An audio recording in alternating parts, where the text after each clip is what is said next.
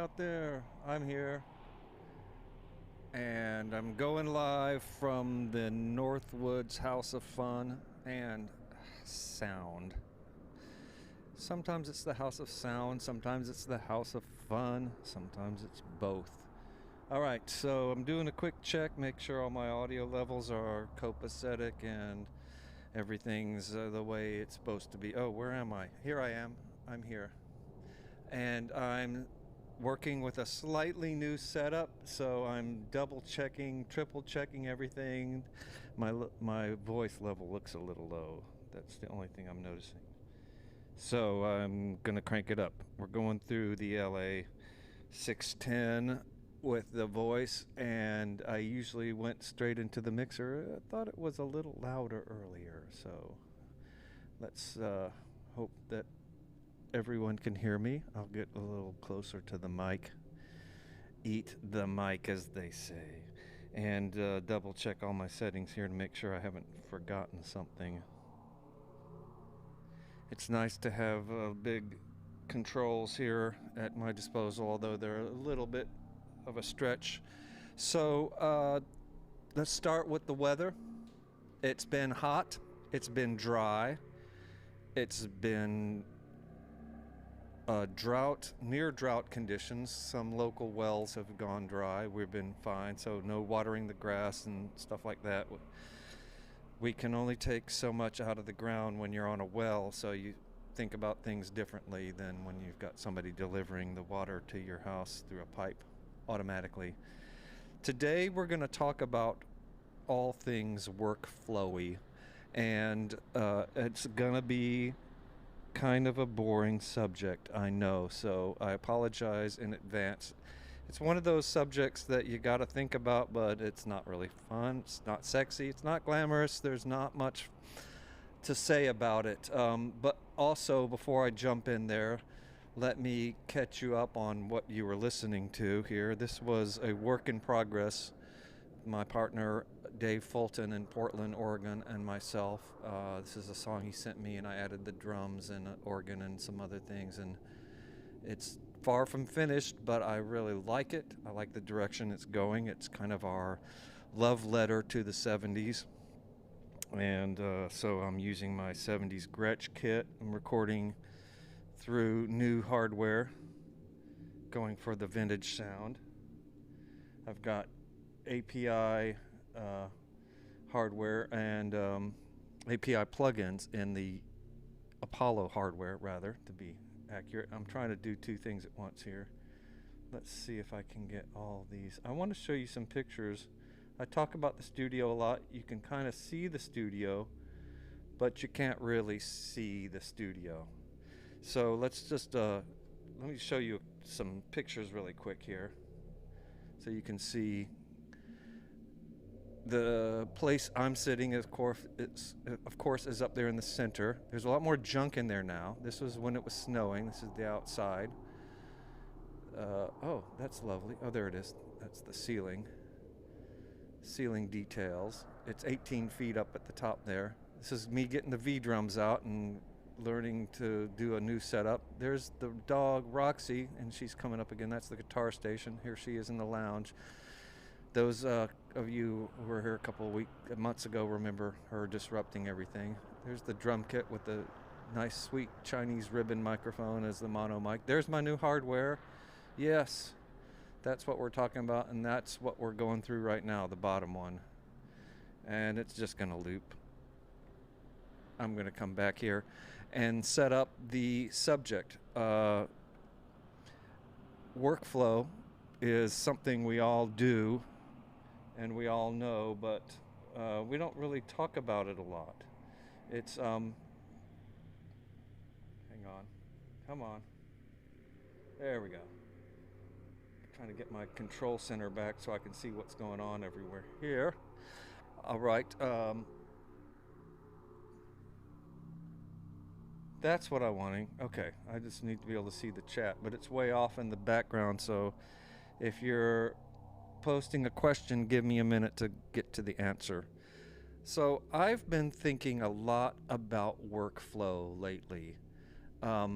That's because I don't know how many times I've done this now. Less than 10, but getting close to 10 times, I have endeavored to learn a new platform of some sort. I started by learning consoles, first a Harrison console, then a SSL, and then going back and learning some of the Neves and APIs and other more esoteric consoles. Learning the Fairlight, that was a whole system. Then getting into MIDI and learning MIDI Paint, or first Total Music and then MIDI Paint, which, by the way, I was just marveling the other day at how this view is the same type of thing I've seen since 1986. This has not evolved. This workflow of putting notes on the grid has not evolved much in 40 plus years of technology changes. This part is still, if you were looking at this transported from the past, you would say, I can make that work. I understand what I'm seeing and what I need to do to make the sounds or play the notes I want to hear. So there's been a lot of changes. And then I had to learn Pro Tools, and then I had to learn Studio Vision, and then I learned Reason and tried to learn Logic, and now I'm trying to learn Luna, and I've looked at Bitwig and a couple of others, and still trying to find a place to finish projects. Reason is still my number one place to start projects, but I've always felt it was a little bit weak in finishing them. And the workflows that are required to make Reason work as a proper mixing environment or an editing environment are time consuming. So what do I mean when I talk about workflows? Well, a workflow versus a task is kind of an easy place to start. A task is the destination, and the workflow is the path. And then maybe you'll have some tools that you'll use that are different. For example, if I wanted the vocal to cut through more, that would be the task. Make the vocal cut through more. The possible workflows would be what I would actually do, and the tools would be do I want to use compression? Do I want to use EQ, saturation, some combination? And the order that I do things in is also a part of defining the workflow. So I typically go through a mix in a certain order, so that's my mixing workflow. I would clean things up first. I would get familiar with the tracks. I would label them. If they're not labeled, color code them, arrange them in orders. Somebody's getting feisty back there in the modular rack.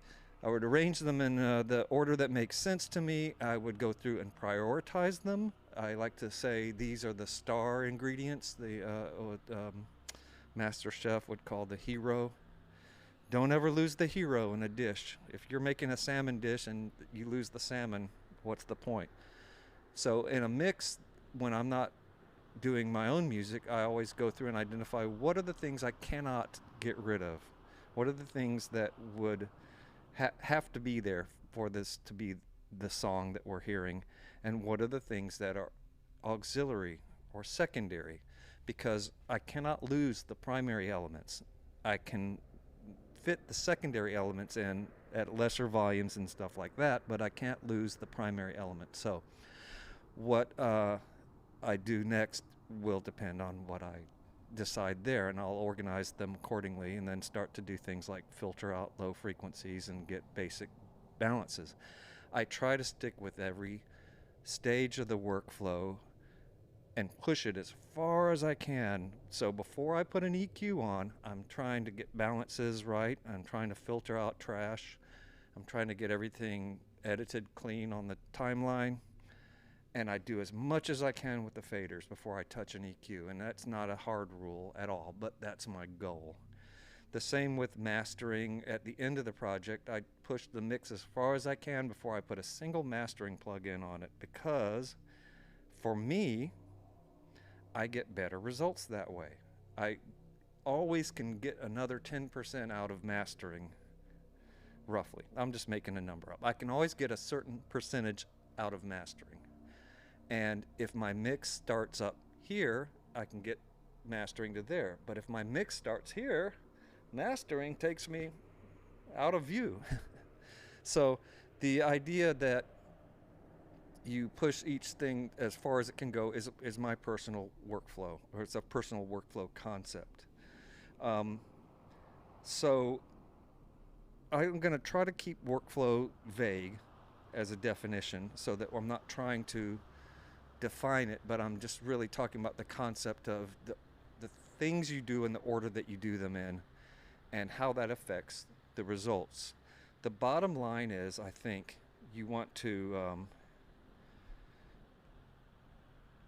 save time wherever you can, and to do that you need to be able to choose from your options, and to choose from them you have to have options. You have to have seen or experienced or explored different workflows, like what happens if I do it this way first. A lot of that starts for me with what if questions. What happens if I put the click track through a delay, if the drummer's rushing?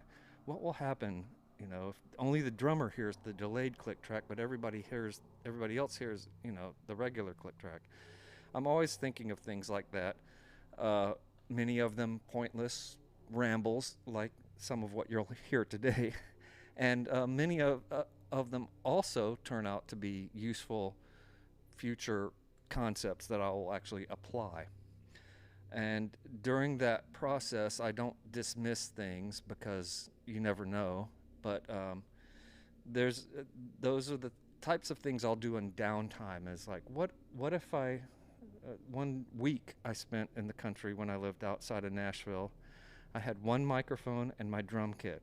It was a good mic, luckily. It was my gold mic, my Lawson Gold L47.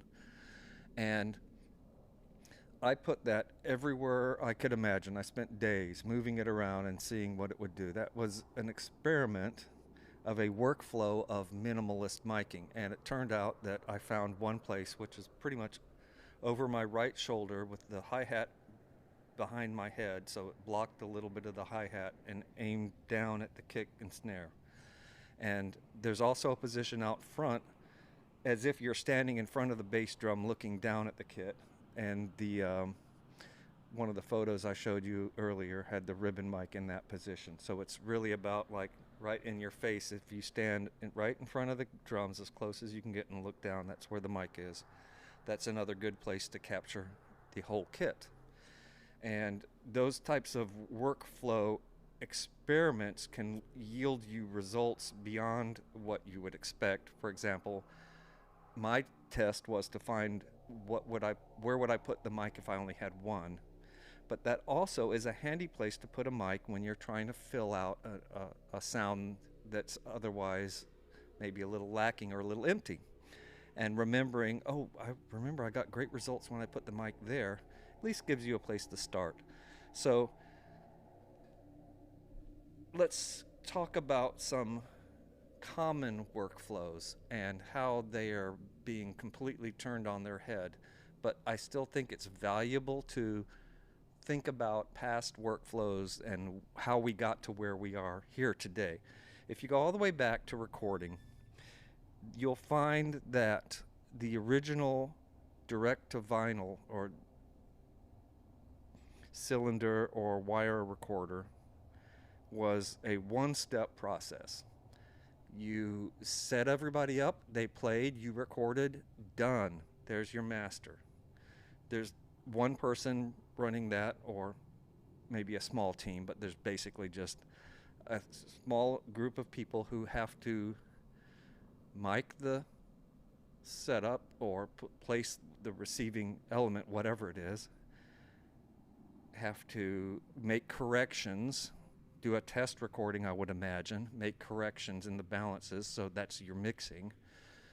Your editing comes with suggestions, why don't you play that section twice as long or cut that middle part out. And then your mastering, you're getting it or not getting it on vinyl. The next step would have been tape recording. Now we have a new workflow introduced into the process, which is editing. So we can do a live take, and now we can stop before we master, before we cut the vinyl parts, and we can cut things apart. We can take one part of one take and one part of another to make an ultimate recording. And that becomes a whole thing in itself. Is people who are good at editing have a job editing now. Well, maybe not right away. The next big thing happened in the 50s, and that would have been multi-track. That changed everything, and that's pretty much to some degree where we are today. Multi-track introduced two new major concepts: overdubbing and mixing, as separate to the recording process. That allowed a whole new range of things, including the so there was a one-man band before this, but that required contraptions, and it wasn't always as musical as one might like.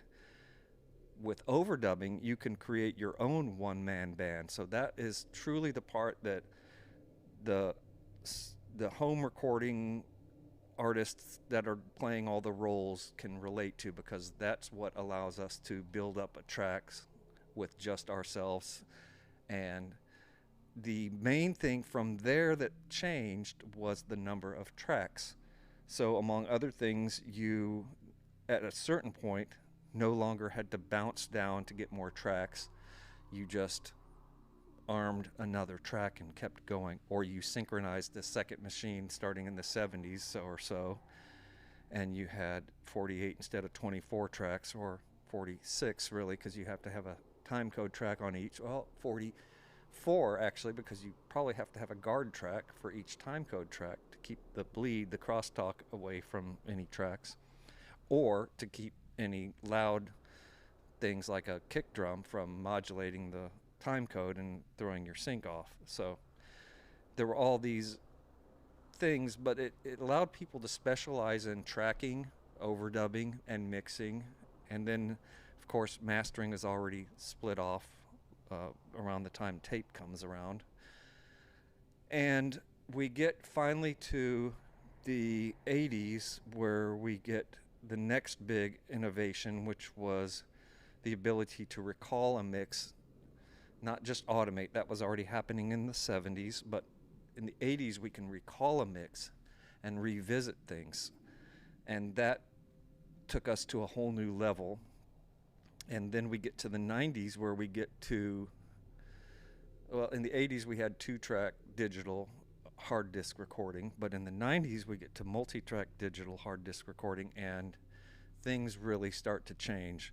And all of these stages, your workflows can radically change. Now, between tape machines, like between a Studer and an Otari or an MCI or a Sony, you might not have a whole lot of workflow changes. Maybe one of them has a better auto locator than the other, or something like that, or one of them might punch a little bit quicker than the other, but otherwise same workflow. Today, with different DAWs, you have completely different workflows. So to do something like quantize the drums, and reason that's not really possible if you're talking about audio tracks and keeping 12 audio tracks in coherent sync while you're moving them around is not easy, and it's not possible in Reason. So if you're going to edit drum tracks in Reason, and I don't think I can show you here, I don't know that I did, yeah, I did a bit here. You'll see these are the drum tracks in orange.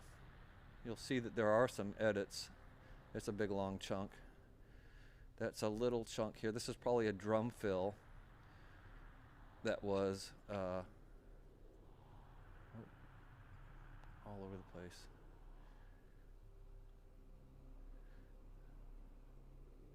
This is the trackpad, by the way. Just, you got to be very careful, very sensitive. Okay, let's use the Shift Z there to zoom into the selection. Yeah, this must have just been one little thing that was a timing thing that needed to be slid over. So yeah, I'm doing cuts to and there's 3 little cuts. But I'm having to literally zoom out, select all the tracks, make sure I didn't miss one, and then do my edits, trim the front, trim the back, slide the whole thing over, and then for the next edit, like maybe I want to do this, I've got to select all these, but it's kind of tough because I've got to select it and they're all tiny, and now I've selected too much, so I've got to deselect those. And in a system where these are all grouped, you just edit one of them and they all follow. So that's an example of 2 different workflows to accomplish the same thing. I'm not even talking about warping and using warp markers to quantize like SeligAudio or anything. I'm just sliding clips around, and there's probably not even crossfades. I try to get things done without crossfades, so I don't even think I have crossfades on any of these edits, but the idea is to get to the goal. The workflow is how you get there. In this case, that's a very clunky, time-consuming workflow. You can see I missed 2 when I selected, so I'd have to be careful every time I make a selection. Now, there are gotchas everywhere. That's one with this way of working. When you have groups, one of the gotchas is accidentally having the group enabled when you just mean to do something to one of the tracks, and you actually end up doing it to all of them. You usually see it quickly and can correct it, but no system is perfect, but the groups and editing drums that way will go a lot faster. Now, I'm imagining many of you don't have 8 to 12 tracks of drums to edit routinely, not of audio tracks where you've got to deal with possible gating issues and other weird ringing and resonance and drummers making noises, and you know how drummers are. So we can't compare apples to apples exactly with the workflows. I got the work done. I'm totally satisfied with it. It probably took me at least 2 or 3 times as long to get it where I wanted it as it would have in another program. And I know that because I have done this same song in Luna as well. And although I've retracked the drums so I'll have advantage of the API channel strip and mic preamp plugins when tracking, but otherwise, and to play it a little bit better, but otherwise it's a lot quicker. And my whole philosophy is that when your workflows are efficient, you make more progress, it's more fun, it's less stressful. I also feel like, and it's probably true for others, but it's certainly true for me, when I sit down to work, let's say I can typically work 3 hours maybe at the most at a time in a studio environment, and similar at home, before I need to stand up and walk around, even if it's for 1 minute, run to the bathroom, get some coffee, step outside and hear nature sounds instead of speakers blasting at me. And when I come back, whether it's a lunch break or a short break, a bathroom break or whatever, I've probably got 30 minutes of hyper-focused, highly efficient decision making in me. Everything's sounding fresh again. I've got some perspective. I've probably thought a little bit about what I'm doing, and I can jump right in. And the more I can get done in that 30-minute window, the more progress I can make in the whole project.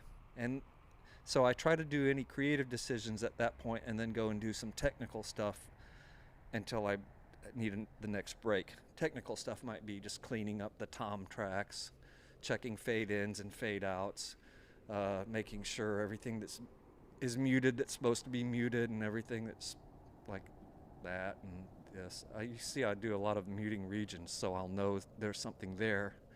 I'm just not hearing it. If I mute it over in the mixer, not here, but in the mixer, then I can't see that on the timeline as easily, as clearly, and I don't know where the stuff is that's muted out. Here I can see it's playing from there to there. It's muted, but I can see that it's there. And I typically mute stuff, although this looks like I could have just cleared this stuff out because there's silence. I typically mute stuff in the case that I might not be ready to completely get rid of it. And I'll delete stuff in the cases where I'm ready to move on, and I'll probably save a version so that I can come back to that if I need to. So the let's I'm getting off my list, which is nothing new. So I'm rambling. Welcome to my world. Your workflows are not static. You're always adding new tricks, and you're always trying new things, and that's one of the things I get from watching other engineers or tutorials. And I think I have learned just as much from random people on the internet as from super pros who are supposed to have all the answers. That's because it's also specific. What I need to hear at this point in my life about like what I can do to improve is going to be different than what somebody else needs to hear. And I can hear at this point things that are wildly outside of my world and adapt them to my world. Like, I'm a student of the creative process. So I enjoy reading artists, novelists, screenwriters, sculptors, choreographers. They're all doing the same basic thing, starting from nothing and ending up with something. And so their process may involve completely different workflows, but it might be something like, they say, I get up early in the morning and that's when I'm most creative. And I'm like, I'm not a morning person, but I'm willing to try it and see if that works for me. So I think a lot of times you have to try things on. It's just like going clothes shopping. You can look at a shirt or a pair of pants or even shoes and not really know the answer to whether you like them or not until you put them on. And you usually know right away, oh, this does not fit me, or, ooh, I like this. And it's true in my audio production life as well. I don't like to dismiss things out of hand. I like to try them and see where they lead me, to see if there's something I can use. And sometimes I'll modify what I've learned. Sometimes I'll use it directly. Sometimes somebody will suggest a piece of gear and I will use it exactly as suggested. Other times people will suggest a piece of gear and I will use it completely differently than they did. Recently, I was looking at some UAD, some Universal Audio videos, and they mentioned the DBX 160 on drum bus. I'm like, I don't know if I use that on background vocal buses all the time. It's like a perfect keep those background vocals right there kind of device. I put it on the drum bus and was like, one of those moments where the clouds part and the sunbeams come down and the angels sing. It was exactly what I like about punchy drums. And I even tried to modify the default settings. For my levels coming into the drum bus, it was perfect. I kept going back to the defaults. I kept trying different things. Nope. Go back to the defaults. So workflow is the tools you use, but also the steps that those tools require you to take to get the results. And that's why one DAW can be great for one person and terrible for another. One EQ, one compressor can be great for one person and terrible for another, or great for one task and terrible for another. And you don't know till you try. So you got to try them on. And you got to also adapt your workflows over time and fine tune them and see if you can make things a little more efficient. Now, you wouldn't think, I have another theory. I have lots of theories. I don't think that pros and hobbyists have two different goals. In both cases, they're trying to get the work done as efficiently and pleasantly or pleasurably as possible.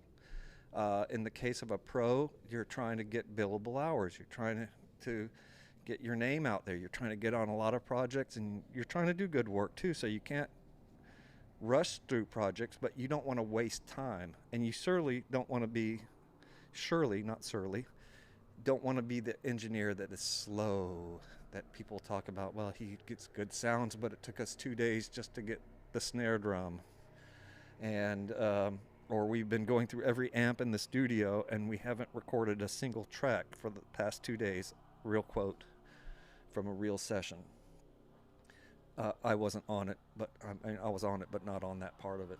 And so anytime you can save some time, if you've got a family and you've got 2 hours every weekend you can work, you're going to be time conscious. You're going to want efficient tools. If you're a pro trying to get work done, you're going to be time conscious. You're going to want efficient tools.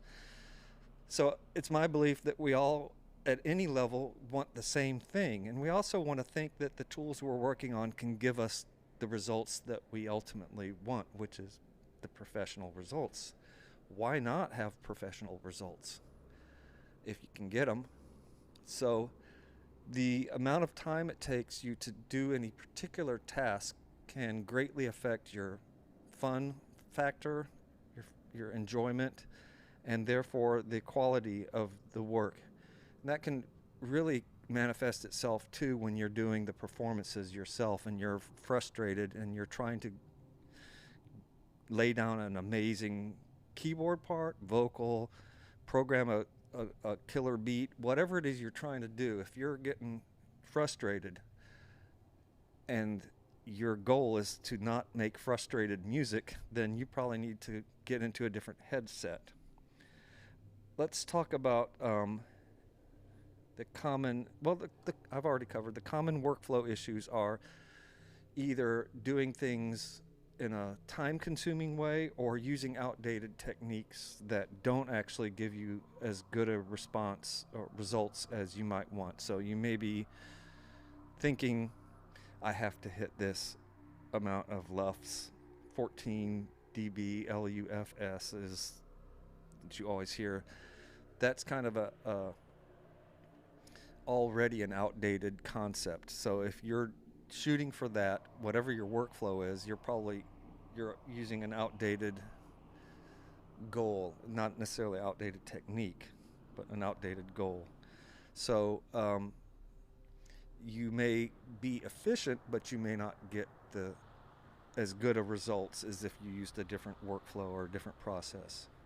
I like to also say, obviously, workflow can give you different results. So you choose the workflow that gets you closest to the result that you want. For example, if somebody says, I want drums on my track and asks me to put them on there, I'm like, okay, we can do live drums. We can do live drums one part at a time. I can do V drums. I can use MPC pads and play parts in. I can program patterns on a drum machine. I can use a keyboard and play. I used to do that for years. I can draw the notes in. I can paste samples in. I can use a drum loop, a Rex loop. I can dissect a Rex loop and get it to play a different pattern with the same sounds, or I can take the pattern out and get it to play different sounds, and so on. All of those and combinations of those, which are many, can give you a drum track, but they're all different workflows and approaches, and they're using different gear, and they're going to take you to different places. And if you don't need to know how to do all of those things, but the more of those things that you can do, the better, if you're not satisfied with the results you're getting the current way. So you've got to have some options, and you've got to have some time to explore those options and experiment and find which ones give you the results you're looking for. Another example is with vocals. Some people like to record, this is me, I don't sing, but when I record artists, I like to get 4 takes from them all the way through once they're warmed up, and then put those 4 takes together, doing it by listening to the first line, take 1, take 2, take 3, take 4. The second line, take 1, take 2, take 3, take 4. And I find that gives me the best results when working with a variety of experienced and inexperienced vocalists. Before that, I tried a workflow where I would go through the whole track, one, and make notes, and then try to decipher the notes. And like, if you give a line a 10, then the next line is even better. What do you give it? An 11? Sure, why not? But it's more confusing to me to do that. And another workflow is get one take and start punching into it. And that can work for some singers, but a lot of singers need to sing the whole performance. And you're still going to chop it up, but you're going to chop up performances into parts. And then maybe you can punch in a line, but not everybody has that skill to nail it, to match the continuity of where the tone was and level was, so that when you punch in, it's seamless. You can do a little bit to fix stuff, but still that workflow is not for everyone. And so you got to try. If you're a singer and you're new to the studio, you got to try all these different ways to see which one works for you. And then you might find that on one type of song you need one workflow, on another type of song you need a different workflow. There's songs where you might need to do choruses and verses separate. There's songs where you might have to sing it all the way through to have a chance at getting the emotion right and the tone and level and everything right at every place. So who knows until you try, for sure. You can guess what's going to work, but you don't know until you try. So you got to try that stuff on and see how it fits, see how you feel. So I want to take a sip before continuing. Now, what I've noticed was, this is true of every time I've transitioned from one system to another. Assuming you pick a system that's going to work for you, you'll get there eventually, but at first it's going to be a lot of like wrong key commands and breaking habits. And I have never once transitioned to a new system and had everything be better. There are still things that are missed.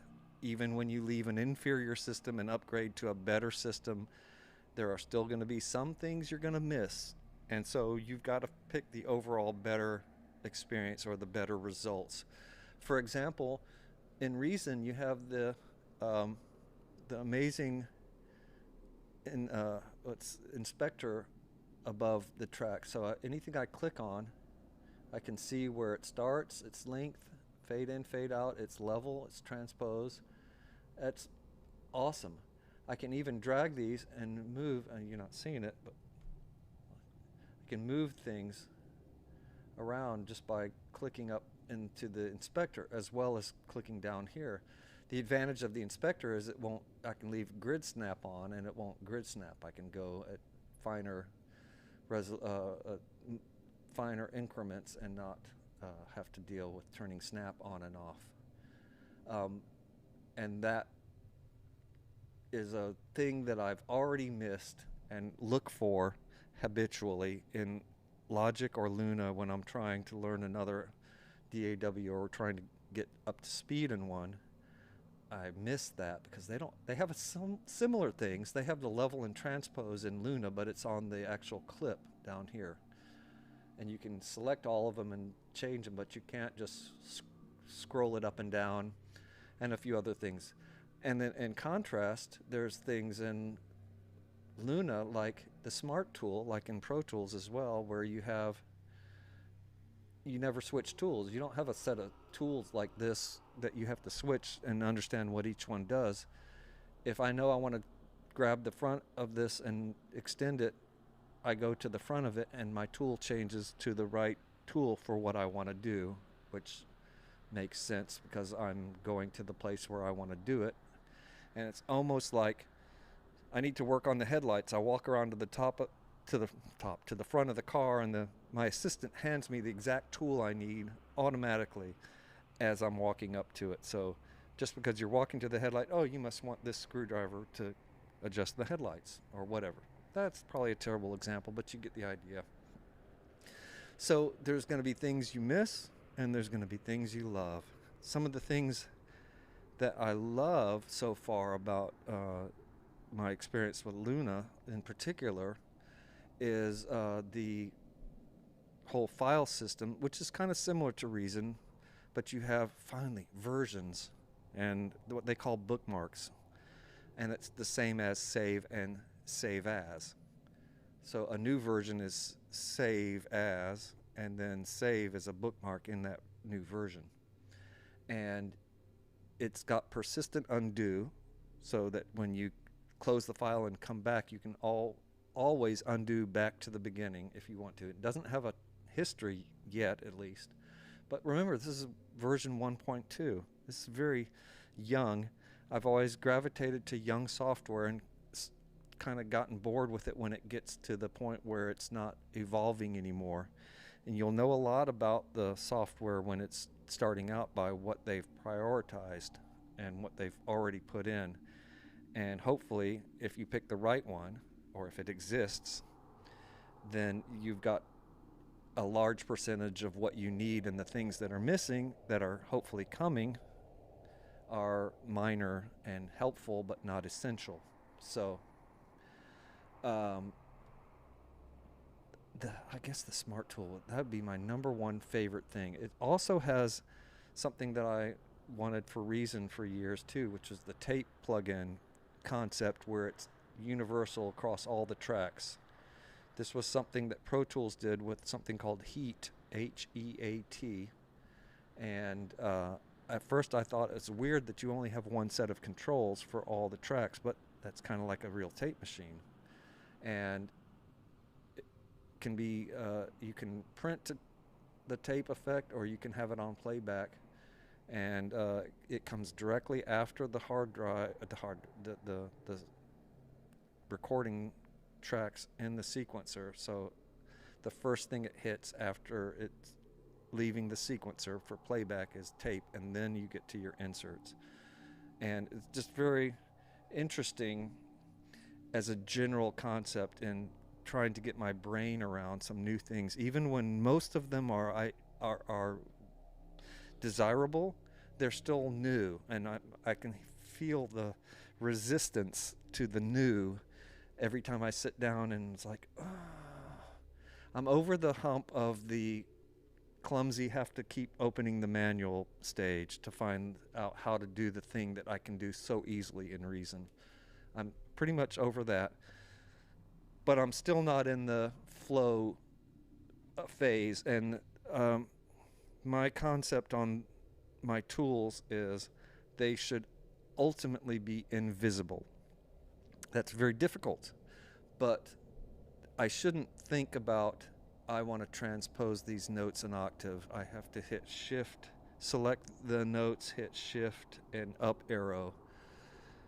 I just do that. It's muscle memory. I don't think of the actual things I'm doing. I think of the goal. And when your tools are totally transparent, and I've been there before, and I'm certainly not there now, I'm that way with Reason. I can do things without even thinking, and just address the thing that needs to be done, bam, done, and then I'm on to the next one. And that level of fluidity and transparency is powerful, because you work quickly that way. So you get a lot done in a short amount of time. Now that's provided you have ideas. On those days when the ideas aren't flowing, I'm not as needing to be keeping up with them as much. But when the ideas get flowing, I hate it when the tools slow me down, because I lose ideas in those cases. And that's the one thing you can't put a price tag on, is that idea, like that lyric, that hook, that beat, that bridge that you came up with, that effect to go into the song from the intro. You can have the idea, and I call them timid woodland creatures. You can see a rabbit as you're in the woods, and then you can snap a twig, and bam, that bunny's gone. For me, that's like having an idea for a song, and the phone rings, and bam, that idea is gone. Or somebody asks me a question, bam, it's gone. It was right there in full stereo Technicolor 1 second, and completely the farthest thing from my mind the next. So those types of ideas are fragile, fleeting, and anything can scare them away.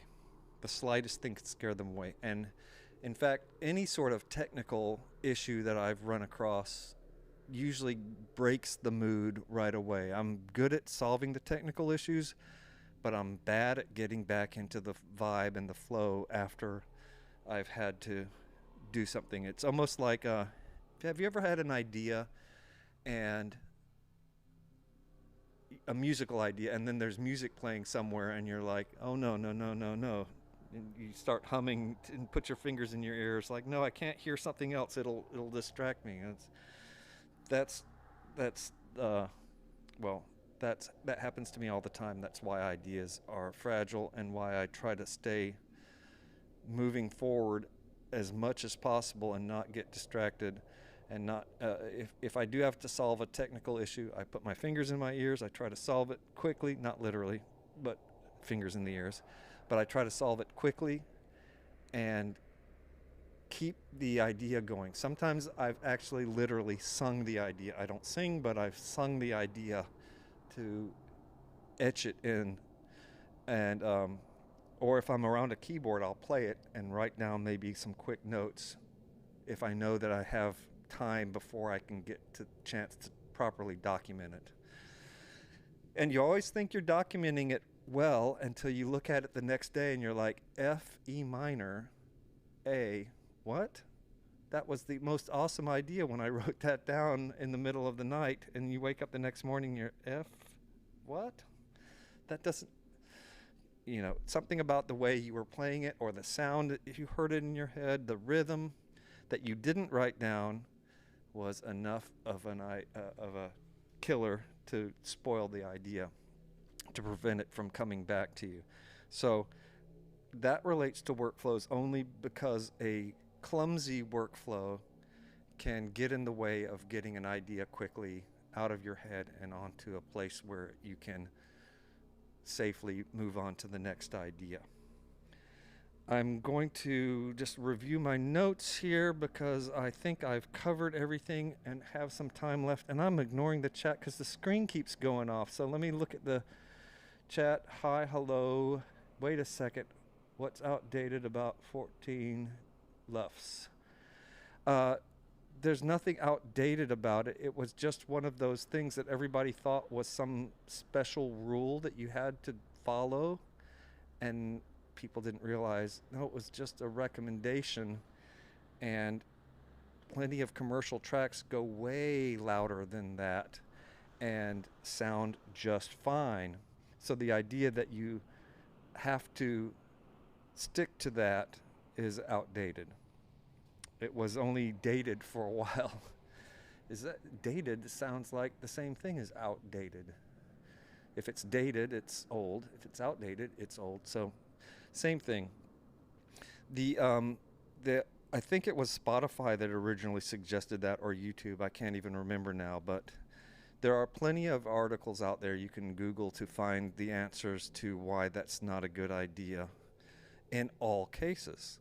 What I found is the whole concept of loudness compensation or normalization exists to try to balance the different loudnesses of tracks. So if I did one at 12 dB LUFS and you did one at 18 dB LUFS, they would be compensated on the playback engine and they would sound the same volume. So I no longer have to fight for the loudest because if I can make it louder, but it'll be turned down.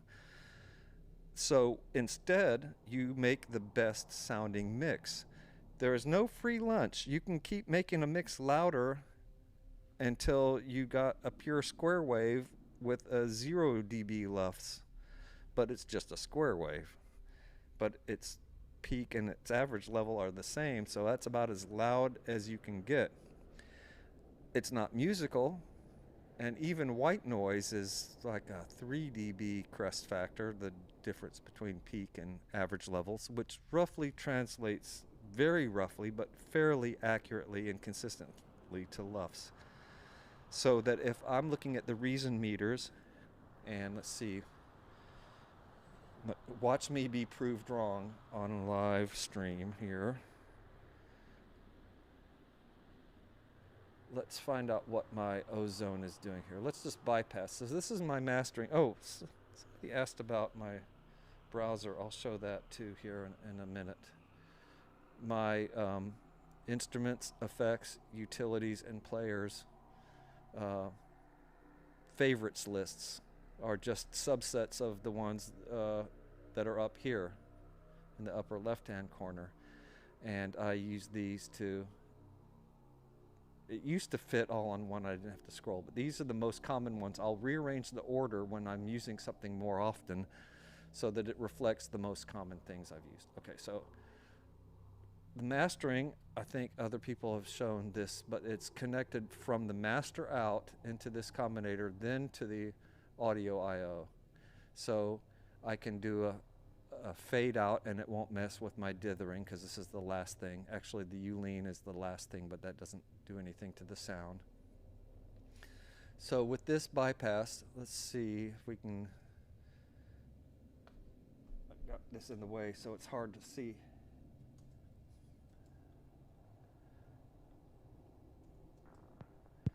Where this hits.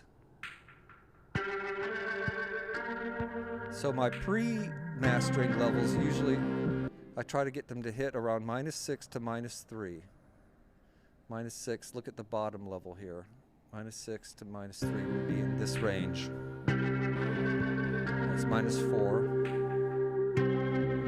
-3, it might go hotter. I haven't checked this without this on.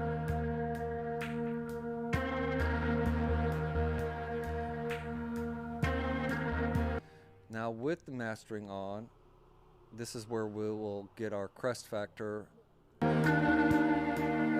12 dB. So you can see my peak is at 0, but my average is down around -12. Okay, now let's look at the loudness meter. Let's clear it. We can see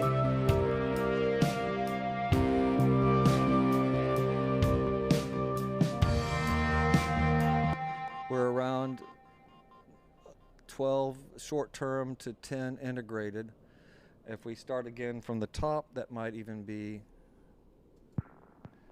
lower. Oh, you gotta clear it to get an accurate reading.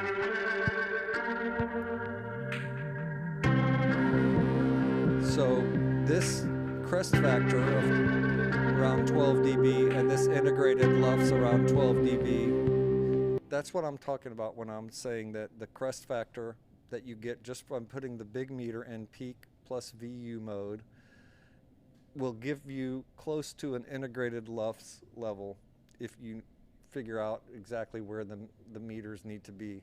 It won't give you a numeric value, it won't say 12, but you can, I get really close. I don't hardly ever turn this meter on anymore because I can see that that's my starting point. If it sounds too crunchy there, I'll back it off. I find without even looking at the meters, I get there within a few dB just by muscle memory and habit. And that's because I'm using my consistent peak level. All my tracks come in at -12 roughly. I think if we soloed things we would see some variation, but they're pretty close. And they will all, and I'm playing with clipping a bit. I'm really exploring clipping a lot lately. I should do a whole episode on that. I find that I can hit that level fairly consistently just because that's how my ears work. That's what I'm hearing. So that's what the outdated 14 dB LUFS means to me. Is just it's your choice. And there's no free lunch. The more I squash things to get it louder, I'm not just getting it louder. I'm also distorting it more. I'm clipping it more probably, or at least limiting it more. I'm doing things to make it louder, right? And that's your prerogative, but I get better results when I do things to make it sound better. and then I deal with loudness only if it's an issue, only if a client asks for it, only if I feel like it's not holding up. It's usually not the LUFs that mean it's not holding up, it's usually the mix. So you can have a great mix at 14 dB LUFs and a terrible mix at 14 dB LUFs. Doesn't say anything about the quality of the mix. I'm reading. I'm sorry. I'm terrible at this. Appreciate you going into James Underwood. Thank you, James. Workflows of other DAWs. Reaper. Oh, thank you for mentioning that. That's the universal tracks idea of Reaper really inspires me. The grid of Bitwig really inspires me. But the audio of Luna is what got me, because I'm an audio guy. I grew up working with all of those plugins as hardware. I grew up on the SSL. I grew up looking at API consoles and Neve consoles before that. I know how to work all of those things. I know how to set up a tape machine. I know what that does to the sound when you switch from 456 to 900 or GPS tape, or you're over-biasing versus not over-biasing, and elevated levels versus not elevated levels. So for somebody else purely into electronic music, that's not very attractive, I would imagine. So it's like clothes. You got to try them on and see how they fit. Unfortunately, with a DAW, it's a huge time investment just to see if it fits. So I can understand why people don't change often, and why the last time I had to learn a new DAW, a new anything, was about 10 years ago, when I tried to learn Logic and failed. It just didn't feel like it was worth the investment. It wasn't going to ever be better than Reason for me, just different, because it didn't cover the things I needed, which are the automation system, the mixing system, the being able to use saturation techniques subtly and not so subtly, and use these old plugins, old emulations rather, of vintage gear as plugins. And so everybody's going to have a different opinion. And in fact, I tell people, don't even hold me to my opinion today. I might have a different one tomorrow. So I leave myself, and for other people, I leave lots of room to change. I can change some things quicker, like I can add a new synth to my setup a lot easier than I can add a new DAW to my setup, because it's just one of the components. Like the Hydrasynth is the latest new family member, and luckily when I got it a couple months ago, I had a week solid to spend with it, and I just made patches. I just like, let's make another, let's explore this feature, let's explore this feature. And after about a week, that it was integrated into my workflow. I think I'm talking months of working with Luna or Bitwig or Reaper, if I end up going those routes, months before I can even tell, is this going to work for me? So it's kind of like when I learned a little bit about guitar, I realized you have to have calluses to play guitar for any length of time, more than a minute, before your fingers just get mush.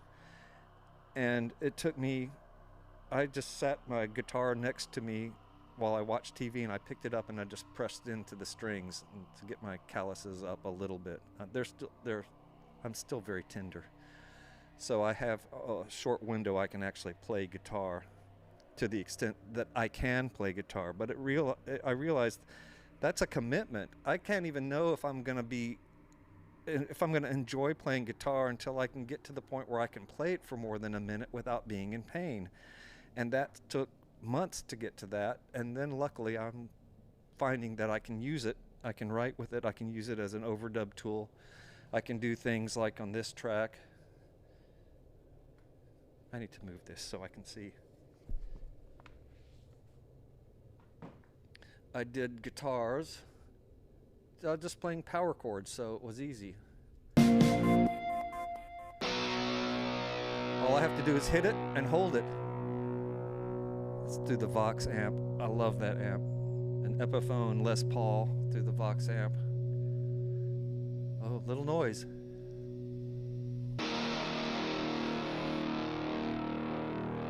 And it's actually pretty difficult to hold, for a non-player to hold that long enough to get that to ring out without a little bit of buzz.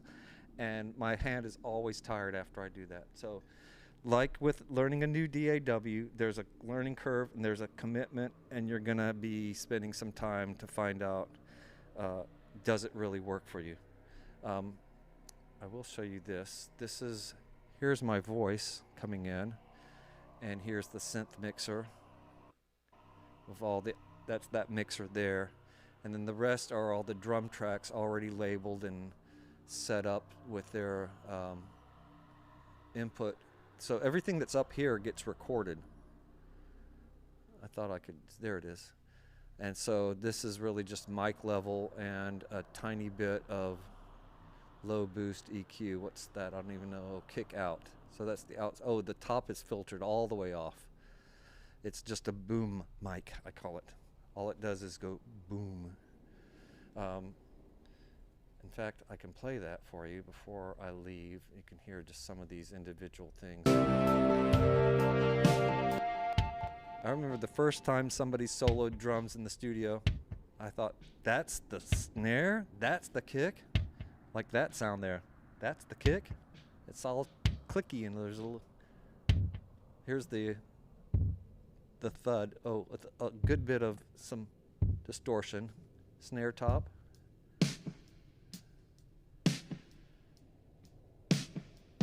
Snare bottom. Oh, it's not even on. I muted it. And then toms, etc. They all sound really weird.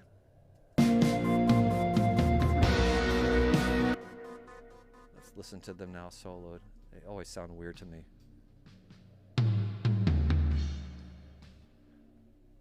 But it doesn't matter what they sound like soloed. What matters is how they sound in context. Okay, we have got to the end of our time and then some.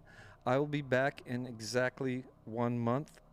Not exactly. I'll be back on the first Thursday of October with another ramble. This is what I'm calling these because it's just me rambling.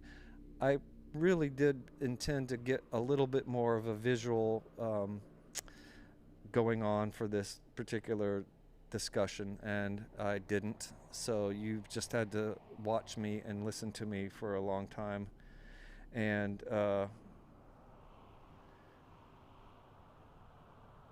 oh, when somebody said you can't see the screen. Oh, damn it.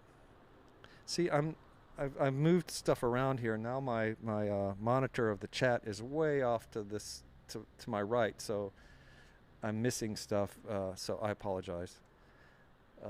Oh, that's what you were talking about. I was playing you all this stuff and I wasn't showing you the screen. Yeah, I'm new at this still. This is my ninth. Yes, my ninth monthly. I'm impressed that I've kept it going this long, and I don't know what I'm going to do after December, but I will definitely be doing all 12 months and then see where it goes from there. I may have to go back through and chop out some of the useful information of all of these live streams and put it together into something more digestible. So any suggestions? I've got a whole long list on Reason Talk that somebody gave me as far as topics I could cover, so I will probably dive into some of those for the next time around. It's just that because of having Luna in my world now, I've been thinking a lot about workflow, and I will leave you with this work in progress even though it's not finished. And I will put the mastering back on though. Oh, it is back on. All right, we're back. Let me leave you with this, and I'll see you next month.